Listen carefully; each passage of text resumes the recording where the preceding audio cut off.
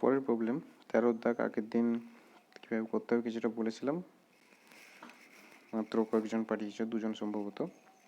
তো তোমাদের জন্য, তোমাদের সুবিধার্থে অঙ্কটা করেই দিচ্ছি। পরের দিন থেকে আশা করব যে সমস্ত হোম টাস্ক থাকবে সবাই পাঠাবে। যাই হোক, এই যে অঙ্কটা, এই অঙ্কটি একটু অন্যরকম, কারণ এখানে দেখতে পাচ্ছ শ্রেণীর সীমাগুলিকে আমরা যেরকমভাবে পরিচিত সেই রকমভাবে দেওয়া নেই। এখানে কীরকম বলা রয়েছে, প্রথম শ্রেণী বলছে 10-এর থেকে কম, দ্বিতীয় শ্রেণী বলছে 20-এর থেকে কম, তৃতীয় শ্রেণী বলছে 30-এর থেকে কম, তারপরে বলছে 40-এর থেকে কম, তারপরে বলছে 50-এর থেকে কম। এইগুলোর অর্থ কি না, বলছে তোমাদের ছাত্রছাত্রীদের প্রাপ্ত নম্বরের গড় নির্ণয় করো। অর্থাৎ এগুলো নম্বর। বলছে 5 জন পেয়েছে 10-এর থেকে কম, 9 জন পেয়েছে 20-এর থেকে কম, 17 জন পেয়েছে 30-এর থেকে কম, 29 জন পেয়েছে 40-এর থেকে কম, 45 জন পেয়েছে 50-এর থেকে কম। এবার দেখো, যারা 10-এর থেকে কম পেয়েছে, যে 5 জন, তাদেরকে আমরা বলতে পারি এরা 20-এর থেকেও কম পেয়েছে। 10-এর থেকে কম পেয়েছে মানে কি, তারা 20-এর থেকে কম পেয়েছে, তারা 30-এর থেকে কম পেয়েছে, তারা 40-এর থেকে কম পেয়েছে, তারা 50-এর থেকে কম পেয়েছে। ঠিক সেই রকমভাবে 9 জন, এই যে 9 জন 20-এর থেকে যারা কম পেয়েছে, তারা 30-এর থেকে কম পেয়েছে, 40-এর থেকে কম পেয়েছে, 50-এর থেকে কম পেয়েছে। এই যে 17 জন, এরা কি করছে, 40-এর থেকেও কম পেয়েছে, 50-এর থেকেও কম পেয়েছে। আর এই 29 জন, এরা কি করছে, 45-এর থেকেও কম পেয়েছে। তার মানে আমরা যদি এই শ্রেণীগুলোকে এইভাবে লিখি, যে প্রথমে যদি লিখি 0 থেকে 10, তারপরটা লিখলাম কত না 10 থেকে 20, আমরা লিখতে পারি কিনা সেটা দেখছি। তারপর লিখলাম 20 থেকে 30, তারপর লিখলাম কত 30 থেকে 40, তারপর লিখলাম কত 40 থেকে 50। এবার প্রশ্ন হচ্ছে, প্রথমে বলছে 0 থেকে 10 লেখা যেতে পারে, এখানে বলছে 10-এর থেকে কম, শ্রেণীটা দেওয়া আছে 10-এর থেকে কম, তাহলে একে কি 0 থেকে 10 আকারে লেখা যেতে পারে? না, অবশ্যই লেখা যেতে পারে। কারণ আমরা ক্লাস 9-এ শ্রেণী সীমানা পড়ার সময় দেখেছিলাম কি না, দুটি শ্রেণী সীমানা এরকম যদি হয় 0 থেকে 10, 10 থেকে 20, তাহলে এই 10টাকে কার মধ্যে রাখবো, যদি আমাদের তথ্যে যদি 10 কেউ পেয়ে যায়, 10 নাম্বারটা কেউ পেয়ে যায়, তাহলে তাকে এই শ্রেণীতে রাখবো না এই শ্রেণীতে রাখবো না। সেখানে শ্রেণী সীমানা পড়ার সময় বলা হয়েছিল যে কোনো শ্রেণী সীমানার ঊর্ধ্ব সীমাকে ওই শ্রেণীর অন্তর্ভুক্ত ধরা হয় না, তাকে কি ধরা হয়, পরের শ্রেণীর অন্তর্ভুক্ত ধরা হয়। অর্থাৎ 10 থাকলে তাকে কিন্তু এখানটায় ধরবো না, তাকে ধরবো কোথায় না, সে এই শ্রেণীতে ধরবো। তাহলে আমাদের কোনো অসুবিধা নেই, কারণ প্রথম শ্রেণী বলছে 10-এর থেকে কম, 10কে তো আমরা ধরছি না। পরেরটাও বলছে 20-এর থেকে কম, পরেরটাকেও আমরা ধরছি না। তাহলে এইভাবে আমরা এই শ্রেণীগুলো লিখতে পারি। এবারে চলে আসে এদের পরিসংখ্যা প্রসঙ্গে।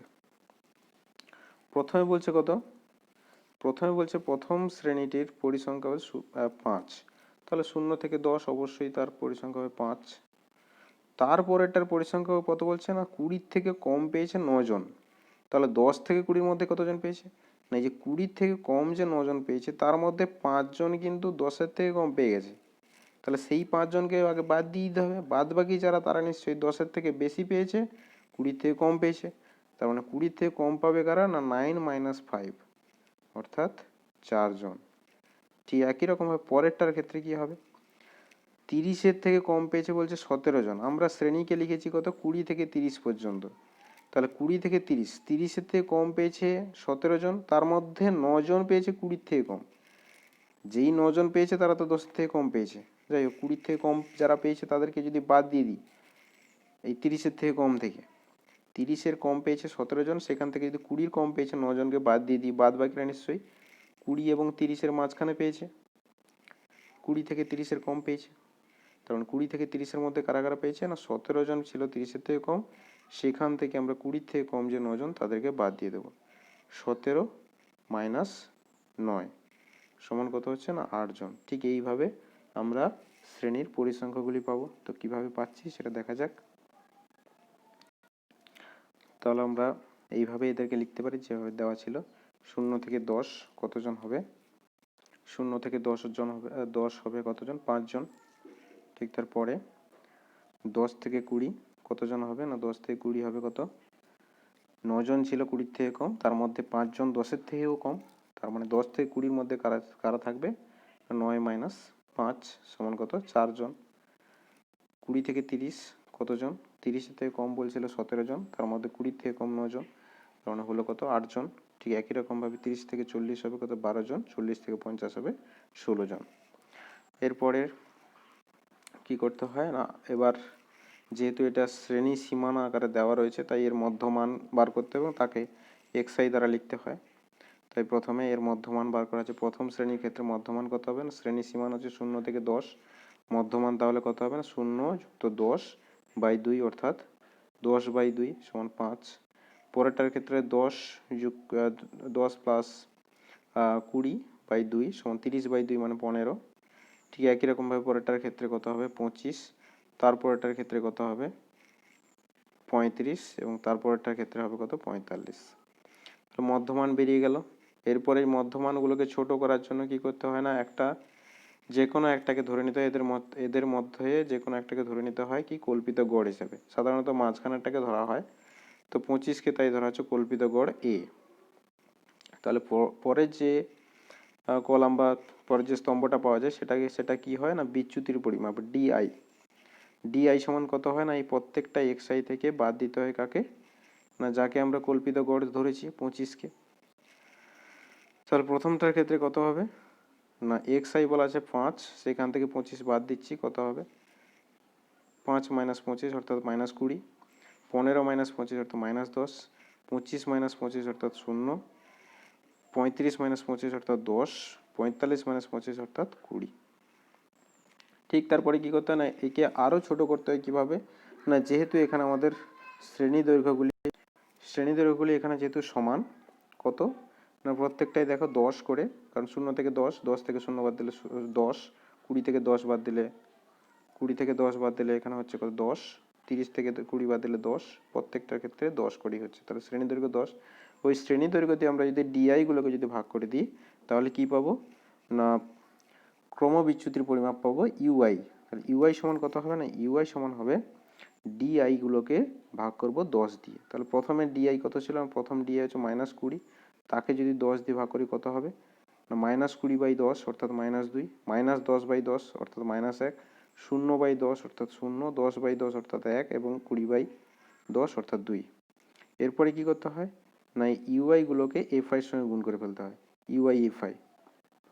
প্রথমটার ক্ষেত্রে এফআই হচ্ছে 5 এবং ইউআই হচ্ছে -2, গুণ করলে কত হবে না -10। পরেরটার ক্ষেত্রে এফআই হচ্ছে 4, ইউআই হচ্ছে -1, গুণ করলে কত হবে -4। পরেরটার ক্ষেত্রে এফআই হচ্ছে 8, ইউআই 0, হবে কত 0। তারপরটার ক্ষেত্রে এফআই হচ্ছে 12, ইউআই হচ্ছে 1, তাহলে হবে কত 12। এবং তার ঠিক পরেরটার ক্ষেত্রে এফআই হচ্ছে 16, ইউআই হচ্ছে 2, হবে কত 16 ইন্টু 2 অর্থাৎ 32। এরপরে কি করতে হয় না, এই পরিসংখ্যাগুলোকে যোগ করে ফেলতে হয় এবং এই ইউআই এফআই যে গুণফল এদেরকে যোগ করে ফেলতে হয়। প্রথমে পরিসংখ্যাগুলোকে যদি যোগ করা যায় কি হবে না, summation of FI is equal two, এদেরকে যদি যোগ করা হয় কি হবে না, যোগ করলে পাবো 45। এই যে সামেশনগুলোকে, এই যে পরিসংখ্যাগুলোকে আমরা যদি যোগ করি, এই পরিসংখ্যাগুলোকে আমরা যদি যোগ করি তাহলে পাবো 45। ঠিক একই রকম ভাবে আমরা যদি এই এফআই ইউআই গুলোকে যদি যোগ করি তাহলে পাবো কত না, summation f i u i is equal to 30। আশা করি বুঝতে পেরেছি পর্যন্ত। এরপর এখান থেকে আমরা যদি এই এফআই ইউআই কে যদি আমরা সামেশন এফআই দিয়ে অর্থাৎ সামেশন এফআই ইউআই কে যদি সামেশন এফআই দিয়ে ভাগ করি তাহলে কি পাবো, ইউ বার, তার সঙ্গে এক্স বারের একটা সম্পর্ক জানি বা আমরা এক্স বারের সরাসরি সম্পর্ক জানি। সম্পর্কটা কি হয় না, সম্পর্কটা এরকম হয়, X bar is equal to কি হয় না, A plus H into summation of FI UI by summation of FI. অথবা কি হয় না, অথবা হয় A plus H into U bar, এটাই হচ্ছে ইউ বার। তো সেটাই সূত্র, আমরা ইউ বার আলাদা করে বার না করে আমরা সরাসরি সূত্র বসিয়ে দিচ্ছি। তো এক্ষেত্রে আমাদের এ কত না, এক্ষেত্রে আমরা পাচ্ছি, এক্ষেত্রে আমরা এ হচ্ছে ধরেছিলাম কাকে না, এ ধরেছিলাম 25কে, তাহলে এ হচ্ছে 25, এইচ কত শ্রেণী দৈর্ঘ্য 10 এবং summation f i u i summation f i দেওয়া রয়েছে, তাহলে 25 প্লাস এইচ হচ্ছে 10 গুণিতক সামেশান এফআই ইউআই হচ্ছে 30 বাই সামেশান এফআই হচ্ছে কত 9। সিম্পলি ক্যালকুলেশন করলাম 45 এবং 10 যদি এদেরকে কাটাকাটি করা হয় তাহলে কত হবে, 5-এ যদি কাটা হয় তাহলে 5 দুগুণে 10 এবং 5 9 45। এরপর হিসাব করলে পাওয়া যাবে কত না 25 প্লাস এখানে 2 আর 30 গুণ করে ফেললে পাবো কত 60, 60 বাই 9 সমান কত পাবো না 25 প্লাস 60 বাই 9 কে যদি আমরা দশমিকে প্রকাশ করি এরকমভাবে 6.666 এরকম চলতে থাকবে অসীম দশমিক সংখ্যা। তাহলে আমরা কি লিখবো না 25 প্লাস এই যে 6.666 চলছিল এরকমভাবে, একে আমরা কি করে দুটো দশমিকের পরে দুটো সংখ্যা পর্যন্ত লিখবো। তাহলে দেখো বাদ দেবো কাকে না এর ঠিক পরে 666 এরকমভাবে চলছিল, তাহলে এর ঠিক পরে ছিল 6, তাহলে 6টাকে বাদ দিয়ে দিচ্ছি। 6টা নিশ্চয়ই 5-এর থেকে বড়, যখন 5-এর থেকে বড় কিছুকে বাদ দিতে হয় তখন লাস্ট যেটা পড়ে থাকে লাস্ট যে ডিজিট কত এখানে না এই 6টা, এই 6-এর সঙ্গে 1 যোগ করে দিতে হয়, তাহলে হয় কত না 6.66 ছিল 6.67 বলে লিখতে হয়। তাহলে হলো কত না 25 প্লাস 6.67 ব্র্যাকেটে লিখতে হবে প্রায়, কেন না আমরা ওটাকে অ্যাপ্রক্সিমেট মান ধরছি, কিছুটা বাদ দিয়ে বাদ বাকিটাকে ধরছি। এবার সিম্পলি যোগ করে দাও তাহলে কত হবে না 31.67 প্রায়। এই